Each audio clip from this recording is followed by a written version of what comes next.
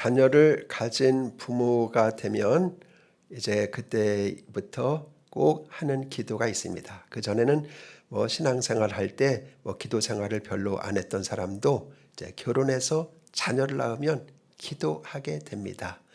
이것이 놀라운 하나님의 축복입니다.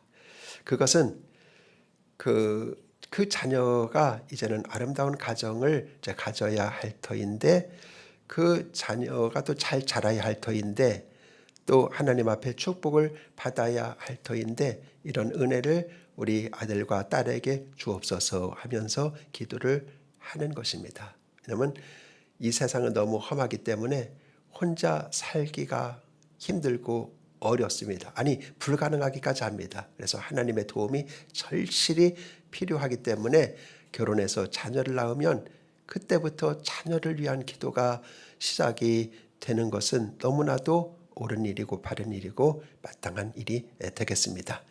그래서 특히 이제 결혼 정년기가 되면 또 부모는 더 기도하게 되죠. 좋은 사위 얻게 해주시고 좋은 며느리 얻게 해주세요라고 간절히 기도를 하게 됩니다. 그리고 하나님의 말씀과 신앙을 계속 이어받을 수 있는 며느리와 사위가 얻을 수 있도록 기도하실 것입니다. 한 사람이 이제 자기의 가정으로 새로 들어오게 되는 것인데, 그때 그 가정의 분위기와 역사가 달라집니다. 새로운 사람이 딱 들어오는 거예요. 만약에 한 사람이 들어와서 그 가정에 평화가 생기고 기쁨이 생길 수 있다면 그보다 더 바랄 것이 어디 있겠어요? 좋은 하나님의 복받은 것입니다. 그러나 한 사람이 들어왔는데 마치 미꾸라지가 들어왔고 막 흙탕물을 일으키는 것처럼, 그것 때문에 그 집안에 근심이 생기고 불안이 생기고 또 하나님의 그 아름다운 축복의 평화가 깨지고, 그렇게 되면 그것처럼 고통스러운 것도 없습니다. 그래서 부모가 되면 기도하는 게 뭐예요? 자녀를 위한 기도 중에서 좋은 며느리, 좋은 사위를 얻게 해주세요라는 기도를 간절히 하게 되는 이유가 되겠습니다. 자, 오늘 본문에 보면은 이제 이삭의 그 며느리를 얻는 그런 장면을 이제 그려주고 있습니다. 사라는 아들을 독자 이삭 한 명밖에 낳지 않았잖아요, 사라는. 근데 두고 세상을 먼저 떠났어요. 127세로. 그때 이삭의 나이가 37세입니다. 그래서 이제 3년상을 지냈어요. 그래서 이제 이삭의 나이가 40이 되었을 때 비로소 아브라함이 이제 내 며느리를 구해야 할 텐데 하면서 이제 며느리 구하는 준비를 이제 오늘 하는 것을 우리가 읽었습니다. 그래서 그 아브라함이 마음속에 생각한 것은 이제 하나님의 그 가장 큰 축복이 바로 이제 이삭을 통해서 쭉 내려가는 것인데, 자기로서만 멈추면 그것은 축복이라고 해도 반쪽짜리 축복밖에 안 될 거예요. 하나님의 축복이 나로서 끝나, 이어지질 않아. 그러면 반의 반쪽도 안 될 거예요. 근데 하나님 뭐예요? 너와 네 씨에게 내가 축복하리라. 이 가나안 땅을 너와 네 후손에게 주리라. 네 후손이 땅의 별처럼 번성하게 하리라. 너와 네 씨를 통해서 온 세상 만민이 복을 받으리라. 그러니까 다 이게 씨의 축복이에요. 자기만의 축복이 아니죠. 끝난다는 얘기가 아니에요. 그러니까 이 이삭의 그 며느리를 구하고 또 그 자손이 생기고, 이게 엄청나게 중요한 일입니다. 자기가 죽기 전에 이거는 꼭 해야 되는 일입니다. 그래서 아브라함이 이제 발벗고 나서는 모습을 보게 됩니다. 그래서 하나님의 그 약속, 아브라함에게 하신 그 축복의 언약, 이것이 이루어지기 위해서는 반드시 자기의 아들 이삭이 좋은 결혼을 해야 돼요. 결혼하지 않고 독신으로 살면 거기서도 대가 끊어지는 거예요. 안 되는 거예요. 그래서 좋은 며느리를 얻어서 좋은 결혼을 해야 돼요. 이것이 아브라함의 축복의 어떻게 보면 완성이라고도 할 수가 있어요. 이것만 하면 이제 난 눈을 감아도 한이 없다, 이렇게 되는 거예요. 이게 안 되면 하나님 우리 축복해 주신다고 그랬잖아요. 근데 왜 우리 자녀에게 축복해 주지 않아요? 그렇게밖에는 될 수가 없는 거예요. 자녀가 축복받아야 그 부모의 축복이 완성이 되는 거예요. 너와 네 씨에게 내가 복을 주리라. 네 씨를 통해서 온 이 가나안 땅을 주겠고 세상 만민이 복을 받으리라고 하셨기 때문에 그 약속에 근거하여 오늘 기도를 드리고 있는 것을 보게 됩니다. 그리고 이제 과감한 결단을 하게 되는데 우리 다 같이 1절을 보시면 아브라함이 나이가 많아 늙었고 여호와께서 그에게 범사에 복을 주셨더라라고 이제 아주 훈훈한 이야기로 오늘 1절이 시작이 됩니다. 그렇습니다. 여러분 우리 성도들은요. 또 우리 인생은 노년이 되면 될수록 복을 받는 것이 귀한 인생입니다. 그러니까 여러분 젊었을 때 복을 받는 것도 아름답지만은 노년에 복을 받는 것이 더 아름다운 거예요. 어떤 사람은 젊을 때는 복을 많이 받아서 내가 뭐 잘 나가. 근데 노년이 돼서 아주 안 좋으면 그건 안 좋은 거예요. 근데 젊을 때는 아주 고생도 하고 많은 어려움도 겪고 근데 노년에 활짝 펴. 이건 더 좋은 거예요. 요셉도 그랬잖아요. 젊을 때 얼마나 고생 많았습니까? 30이 될 때까지 17살에 팔려가지고 종으로 팔려서 얼마나 젊을 때 고생 많았습니까? 근데 이제 쫙 그의 인생의 끝이 이제 펴지는 것을 보게 되는 것입니다. 그래서 오늘 여기 보니까 아브라함이 나이가 많아 늙었고 늙는 건 어쩔 수가 없어요. 여호와께서 그에게 범사의 복을 주셨더라라고 말씀을 하고 있습니다. 그래서 이것은 특별한 복이라기보다는 일상적인 삶에서의 복을 가리키는 말이에요. 그러니까 특별한 복을 하나님 앞에 받으려고 할 때는 지금 내 상황이 무척 어렵다는 거예요. 무척 나쁘다는 거예요. 그러니까 특별한 복을 구할 때는 내가 지금 죽을 지경에 있습니다. 내가 지금 고통받는 상황 속에 있습니다. 라는 때 특별한 복을 구하는 겁니다. 그러나 일상적인 복은 그렇지가 않아요. 일상적인 복은 아주 큰 복입니다. 더 큰 복입니다. 우리가 하나님께서 주시는 가장 좋은 복은 뭐냐면 매일매일의 일상적인 삶 속에서 주시는 복. 이게 귀한 복입니다. 가령 아침에 밤에 잠을 푹 자고 아침에 눈을 딱 떴습니다. 이거 얼마나 좋아요. 또 밥맛이 땡깁니다. 배고프니까 또 밥을 먹으면 소화가 쭉 돼서 한 시간만 지나면 또 배가 고픕니다. 소화가 잘 되니까 이것도 얼마나 좋아요. 그렇죠? 또 아내의 얼굴 보니까 그렇게 예쁘고 귀여울 수가 없고 남편의 얼굴을 보니까 그렇게 든든하고 신뢰가 갈 수가 없습니다. 마음속이 따뜻하고 사랑이 막 솟아나오고 꽃이 피고 그렇습니다. 또 자녀들을 보니까 자기 역할을 제대로 잘 하고서 살고 있어. 이런 거. 그래서 마음속에 기뻐하는 그런 일상적인 삶에서의 복을 지금 아브라함은 받으면서 그의 노년을 아름답게 보내고 있다. 믿음의 조상은 그렇게 말씀하고 있는 것입니다. 그래서 여러분 삶 자체가 복인 것, 삶의 과정이 복이고 순간순간이 복이고 또 삶의 여정이 복이고 내가 만나는 사람 자체가 복이고 내가 사랑하는 자녀에게도 복을 주실 것이라는 그 믿음을 가지고 우리가 늘 살아가고 이게 일상적인 복인데 얼마나 좋은 복인지 모릅니다. 그래서 아브라함이 늙었을 때 하나님께서 범사 여기를 보아도 저기를 보아도 뭐 다 이렇게 복이 되는 거예요.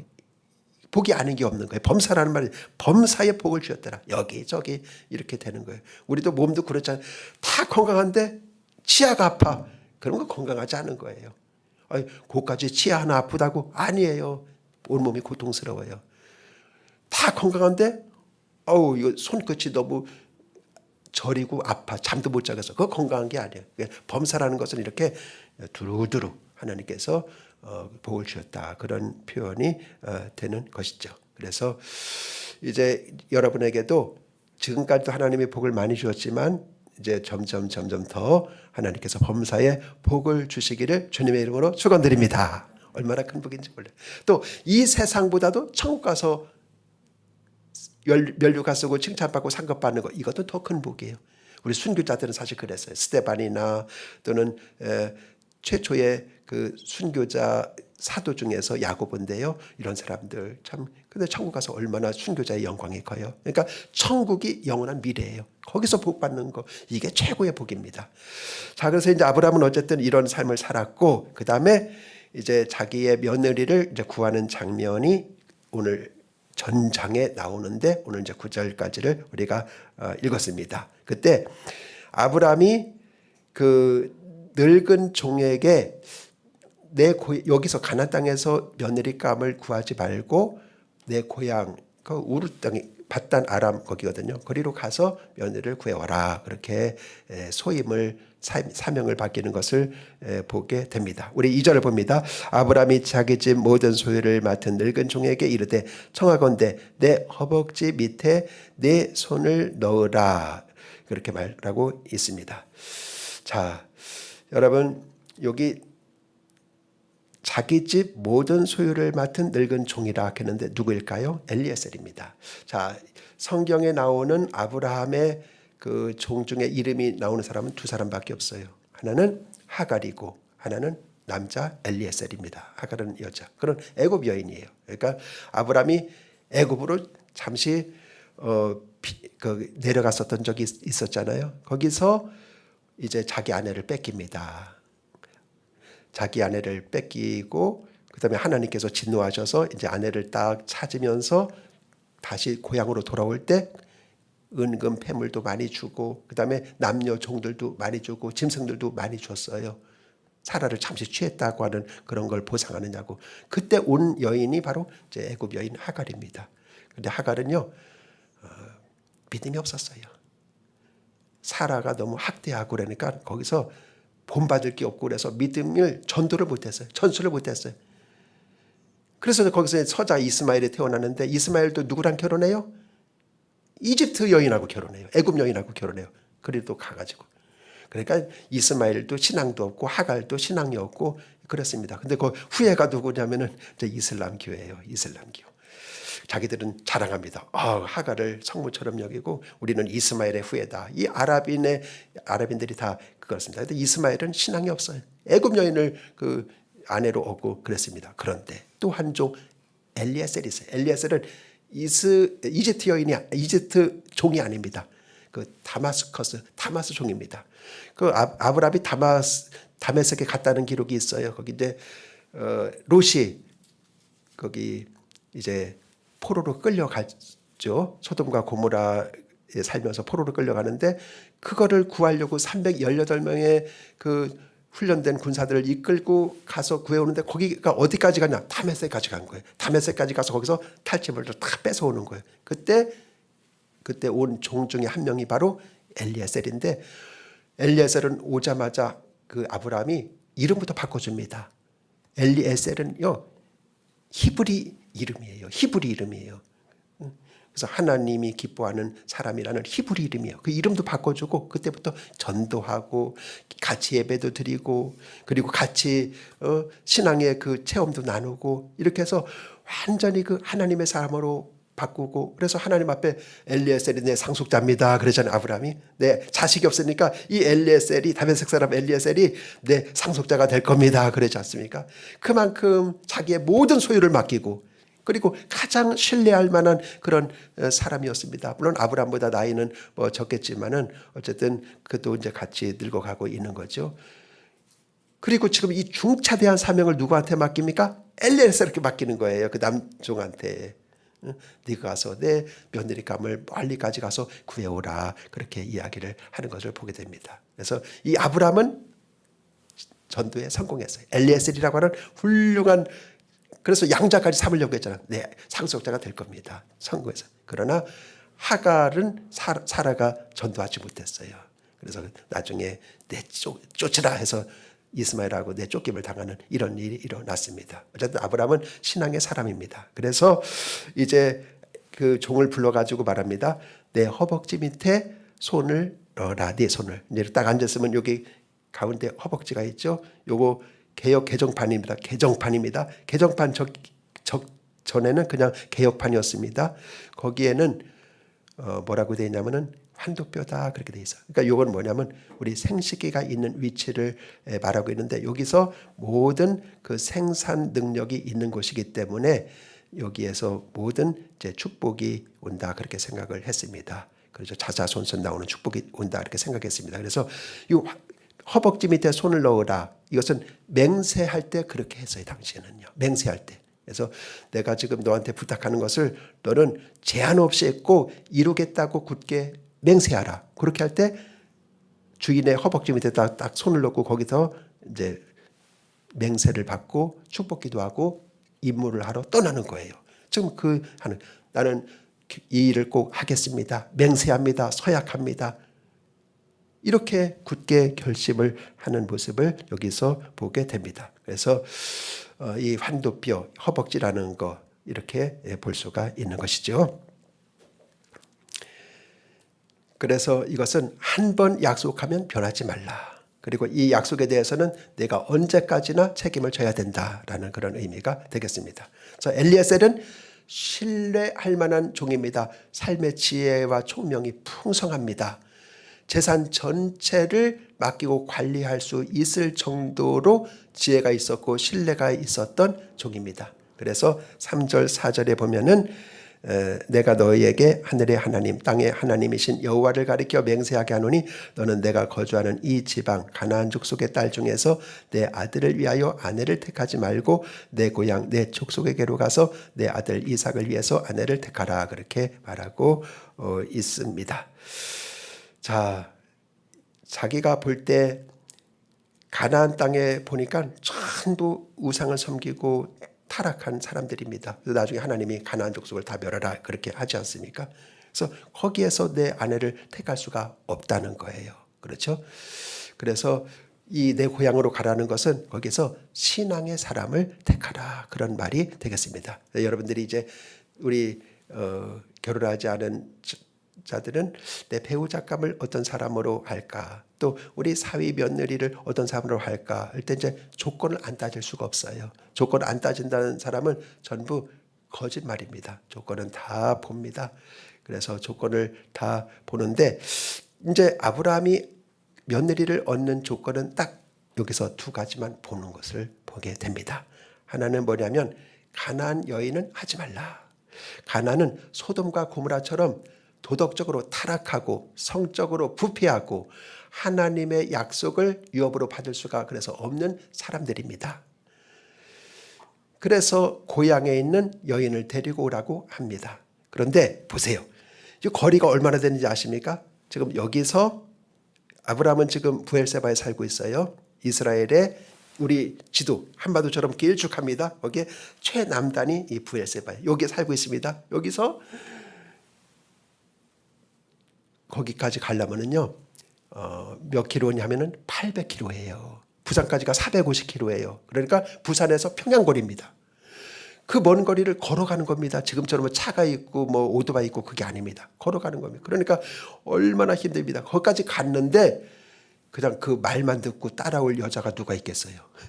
뭐 그때 사진도 없어. 사진도 없는데 그냥 말이 증거야. 말만 듣고 그 먼 거리를 800km가 되는 거리를 이제 시집 오면 이제 집에 영원히 못 갈 수도 있어. 그렇게 따라올 여자가 과연 누가 있겠습니까? 그렇죠? 그래서 이제 요걸 갖고 이제 대화를 나누는 모습을 보게 됩니다. 이 종의 걱정이죠. 그때 아브라함은 신앙의 기준에 의해서 며느리를 삼을 것을 이야기를 하고 있습니다. 그 기준이 바로 7절입니다. 7절에 보면은 하늘의 하나님 여호와께서 나를 내 아버지 집과 내 고향 땅에서 떠나게 하시고 내게 말씀하시며 맹세하시기를 이 땅을 내 씨에게 주리라 하셨으니 그가 그 사자를 너보다 앞서 보내실지라 그랬어요. 하나님이 이 땅을 내 씨에게 주리라. 씨는 이제 자녀 후손들이 아니겠어요? 그 주리라 했으니까 반드시 하나님이 좋은 며느리감을 예비하셨을 거야. 그러니까 믿음이 있는 거죠. 그래야만 네 씨에게 주는 거니까. 그리고 그 사자, 하나님의 사자, 천사 사자를 너보다 앞서 보내서 다 하나님이 작업을 하실 거야. 그런 믿음을 갖고 지금 이 이야기를 하고 있는 것을 보게 됩니다. 이 말이 마음에 들어요. 그 사자를 너보다 앞서 보내실지라. 그래서 그 난감해하고 어려워하는 그 종에게 해결책을 주는 거예요. 하나님이 분명히 그렇게 약속했어. 네 씨에게 준다고. 그러니까 반영의 씨가 이제 결혼을 해야 되니까 그 배우자를 하나님이 예비하셨을 거야. 그리고 너보다 앞서 보내셔서 하나님이 작업을 하실 거야. 역사를 하실 거야. 그렇게 말하고 있는 것을 보게 됩니다. 할렐루야. 오늘 우리에게도 그런 믿음이 필요한 거예요. 그래서 여기서 이제 영적인 조건 하나를 얘기하는 거예요. 우리가 조건을 많이 이렇게 봅니다. 또 봐야 됩니다. 보지 말라는 말 아닙니다. 근데 가장 중요한 기본적인 게 뭐냐면 하나님의 사람이어야 한다. 배우자는 또 사위 며느리감은 하나님의 사람이어야 한다. 신앙을 함께 나누고 신앙을 공유하고 신앙을 계승하고 또 살기 위해서 같은 신앙을 있는 사람을 구해야 됩니다. 그래서 신앙은 가치관이고 신앙은 세계관입니다. 신앙을 통해서 우리의 삶이 만들어지는 것입니다. 신앙을 통해서 우리의 중요한 결정이 이루어지는 것입니다. 신앙이라는 가치는 인생의 모든 영역 중에서 적용되는 것입니다. 그래서 결혼의 목적은 전도가 아니에요. 어떤 사람은 안 믿는 사람 가서 전도하면 되지 뭐. 그게 여러분 말대로 돼요? 생각대로 쉬워요? 그것 때문에 평생 고생하는 사람이 얼마나 많은데요. 그러니까 신앙의 목적은 전도가 아니 결혼의 목적은 그게 아니에요. 일단 결혼하고 나서 막 전도하는 건 얼마든지 좋고 또 그렇게 해야 되는 거지만 말이지요. 그래서 결혼은 함께하는 겁니다. 삶을 나누는 것입니다. 신앙의 일치는 부부의 행복을 위한 필수 덕목입니다. 믿지 않는 자와 멍에를 같이 하지 말라. 그리고 이제 또 봐야 될 게 뭐냐면 정말 그 사람이 도덕적인가 그걸 봐야 돼요. 요즘 사람들은요 도덕성에 목말라 있어요. 그냥 도덕성이 없으니까 사실 거기에 목말라 있는 거예요. 물이 귀하면 목마른 것처럼 목말라 있습니다. 도덕적으로 건강한 사람인가?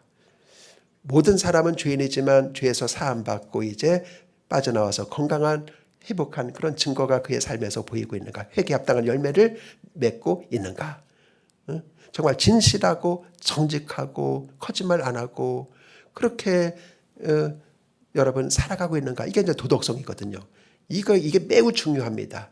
그래서 도덕적인 선이 우리의 삶에서 중요한 것임을 사람들이 알고 있기 때문입니다.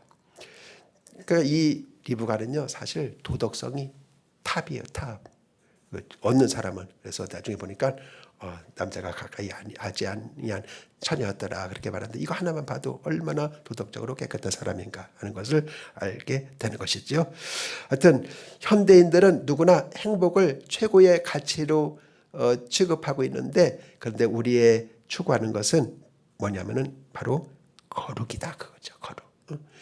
거룩이 없이 결코 행복이 있을 수가 없습니다. 행복은 어떻게 말하면 세속적인 가치입니다. 그러나 거룩은 하나님의 가치입니다.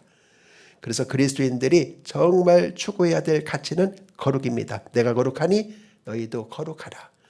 현대인들은 행복을 원하지만 그러나 거룩은 원하지 않아요. 이게 현대인들입니다. 그런데 거룩 없이는 행복 없다. 거룩은 하나님의 가정을 만드는데 중요한 조건입니다. 그리고 마지막 하나 더 볼 것은 뭐냐면 정말로 사랑하는가. 무엇보다 사랑이 최고입니다. 가정을 건설하는 이 재료 중에서 사랑보다 더 위대한 재료는 없습니다. 그래서 사랑으로 섬길 줄 아는가. 그렇게 해서 나부터 점검해야 되겠죠. 나도 정말 사랑으로 섬길 줄 아는가. 사랑하면 섬기게 돼 있어요. 사랑하면 주게 돼 있어요. 그래서 진정한 사랑은 여러분 주는 것이고 섬기는 거예요. 그래서 결혼의 가장 중요한 조건은 서로 사랑의 끈으로 하나가 되는 것입니다. 진정한 사랑이 뭐예요? 오늘 우리가 살고 있는 시대는 사랑이 많이 변질됐어요. 사랑의 그 보편적 정의가 변질됐어요. 사탄이 변질시켜 놓았어요. 그래서 사랑이 많이 왜곡됐는데 마귀는 선한 것을 악한 것으로 변질시키는데 대장입니다. 그래서 성경이 가르치는 사랑을 변절시키는데 성경은 사랑을 어떻게 정의하냐면은 이거는 섬기는 것이다. 주는 것이다. 그렇게 정의를 하는 것이지요. 근데 사탄은 뭐라고 변제를 시켜는가 하면은 사랑은 뭐냐면은 사람을 이용하는 것이고 사람을 깨트리는 것이고 사람을 착취하는 것이고 이렇게 가리킵니다. 그래서 정말 이거는 그 증명이 돼야 돼요. 그래서 사랑이 본절이에요. 고린도전서 13장이 사랑장이지 않습니까? 거기에는 사랑은 자기의 유익을 구하지 않고 상대방의 유익을 구하는 것이라고 되어 있습니다. 그래서 진정 사랑한다면 자기 유익이 아니라 상대방의 유익을 추구할 수 있는 사람인 것을 보게 됩니다. 예수님도 아니 하나님도 세상을 이처럼 사랑하여 독생자를 주셨으니, 그래서 하나님이 위아들을 우리에게 주셨는데 그것은 바로 우리를 최고의 유익을 위해서, 죄 가운데서 구원하기 위해서 하나님께서 가장 귀하게 여기시는 위아들을 내어주시는 그 희생적인 사랑이 바로 아가페 사랑입니다. 그래서 상대방의 유익을 추구하는 것이죠. 그래서 이런 것들, 자 이렇게 우리가 이게 결혼하기 위해서 이제 이런 것들을 우리가 짚어봐야 되죠. 진정으로 그 사람이 하나님의 사람인가? 그리고 그는 정말로 도덕적으로 변화된 삶을 살아가고 있는가? 믿는다고 하면서도 늘 여러분 도덕적이지 않으면 그는 안 돼요. 그리고 정말 사랑의 사람인가? 이런 거를 봐야 되는 것이죠. 근데 이 리브가는 거기에 다 들어가는 거예요. 우리 이제 다음 주 보겠지만은 얼마나 여러분 그 사랑의 사람인지 몰라. 종에게 내 물 좀 마시게 하니까 물 줬을 뿐만 아니라 낙타에게도 말도 안 했는데 낙타도 물 먹고 싶겠네요 주는데 낙타가 먹는 물이요 100리터입니다. 한 마리당 100리터. 우리 생수가도 2리터예요. 저 50병을 먹어야 하나가 사막을 횡단하니까 그 800km를 가야 되니까. 근데 10마리를 끌고 가요. 그러니까 100리터 10마리 1000리터 50병 500병을 주는데 배가 부르도록 좋다고 그랬어요. 낙타 한 마리가 조금 준 게 아니라. 그만큼 이 리브가가 얼마나 현숙한 여인인지 몰라요. 복 있는 사람은 현숙한 여인은 여호와께로부터 말미암는다 그렇게 했는데 얼마나 하나님께서 역사하시고 예비하시고 준비하신 사람인지 모릅니다. 어쨌든 우리가 이 자녀를 위해서 기도하는 거, 하나님께서 여러분의 기도를 결코 여러분 안 들어주시지 않고 꼭 들어주실 줄로 믿습니다. 그래서 자녀를 위해서 기도하셔서 이 아브라함에게 최고의 여인, 아주 아리따운 여인이라고 그랬어요. 또 그건 덤으로 준 축복이야. 덤으로 준. 이 마음도 고울 뿐만 아니라 외모도 무척 아리따웠다고 그랬어요. 그래서 하나님께서 여러분을 축복하셔서 여러분의 축복이 여러분에서 끝나면 안 돼요. 이어져야 돼요. 이어져야만 그게 축복이 되는 거예요. 여기서 끝나면 안 돼요. 그렇죠? 그래서 저도 우리 성도님들을 위해서 기도합니다. 우리 축복이 우리 장로님, 권사님 내에서 끝나면 안 됩니다. 그거는 반의 반쪽짜리 축복밖에 안 됩니다. 이어져야 됩니다. 하나님 그러려면 뭐예요? 자녀들이 복 받는 거예요. 크게 이어지는 거예요. 이 복을 위해서 기도하는데 여러분에게 그런 축복이 다 함께 하시기를 주님의 이름으로 축원합니다. 기도하겠습니다. 하나님 아버지, 오늘 아브라함이 이제 늙었을 때 그의 가장 중요한 미션, 바로 며느리를 얻는 것, 이것을 위해서 이제 온 힘을 기울여서 하나님 앞에 기도하는 가운데 이렇게 이루어주고 세상을 떠나는 것을 보게 됩니다. 우리도 자녀들을 위해서 열심히 기도합니다. 기도하는 것 중에서 좋은 사위, 좋은 며느리, 좋은 아내, 좋은 남편 갖는 것 다 하나님께서 주시는 가장 큰 축복이 오니 이 축복을 다 받는 우리 바로섬의 가정, 바로섬의 성도들 삼아 주시옵소서. 예수님의 이름으로 기도합니다.